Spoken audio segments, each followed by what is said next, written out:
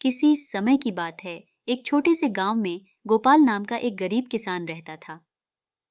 गोपाल ईमानदार और मेहनती था, लेकिन उसके पास बहुत कम जमीन थी, जिससे वह मुश्किल से ही अपनी जीविका चला पाता था।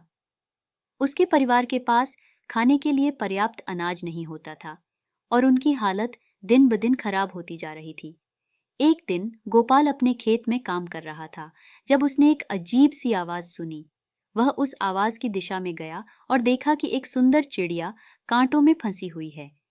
चिड़िया की पंख बहुत ही चमकीले और अनोखे थे। गोपाल को चिड़िया पर दया आई और उसने तुरंत उसे कांटों से निकाल दिया।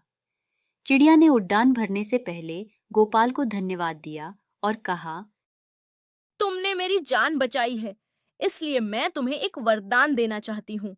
जब भी तुम्हें जरूरत हो, मुझे याद करना और मैं तुम्हारी मदद करने आऊंगी।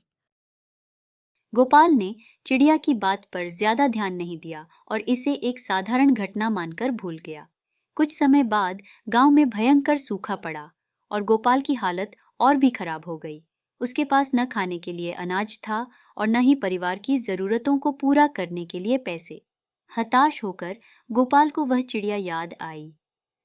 उसने चिड़िया को याद करते हुए कहा, अगर तुम मेरी मदद कर सकती हो तो कृपया आओ।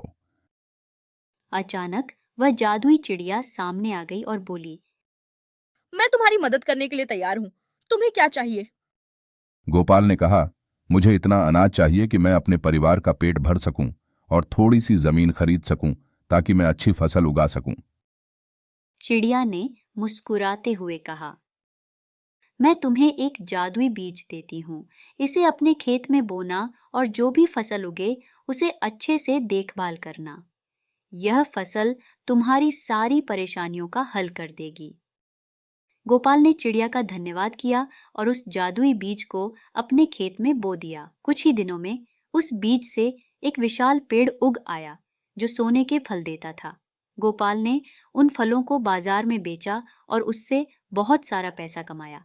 उसने अपनी जमीन को और भी बढ़ाया, अपने परिवार के लिए एक सुंदर घर बनाया और गांव के अन्य गरीब किसानों की भी मदद की।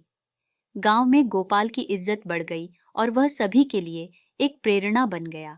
लेकिन उसने कभी भी उस जादुई चिड़िया का नाम नहीं लिया, क्योंकि वह जानता था कि असली खुशी दूसरों की मदद करने में है, न कि जादुई चमत्कारों पर निर्भर रहने में।